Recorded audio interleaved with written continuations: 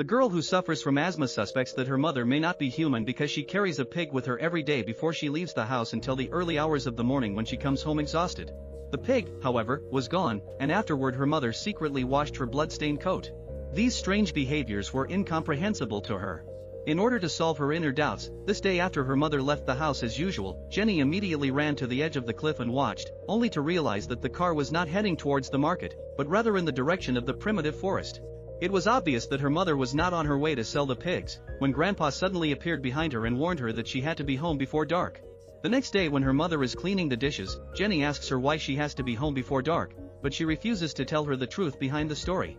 Unwilling to do so, Jenny continues to ask where those pigs in the house have gone, and in the face of her daughter's incessant questions, she interrupts her daughter's inquiries by breaking the cup. Jenny could not help but lose her mind and leave. Day after day, the mother would take the pigs out of the house, but in the early hours of the morning, the mother brought back her father, who had not been seen for a long time.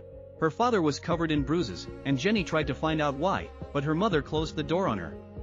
Jenny, in order to solve the doubts in her heart, she quietly came to the door of her parents' room, lying on the door to listen to the conversation inside, but suddenly there was a sound of footsteps inside. Jenny had to shrink to the corner of the wall, and waited until her mother left the room. She wanted to check the father's condition through the cat's eye.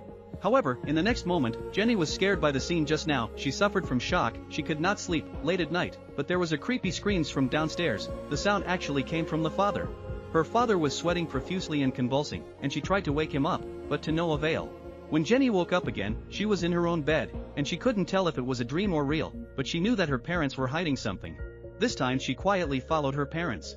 She saw her parents leading the pig into a deserted castle, and when Jenny got close enough to the villa to take a peek, she witnessed a scene she would never forget.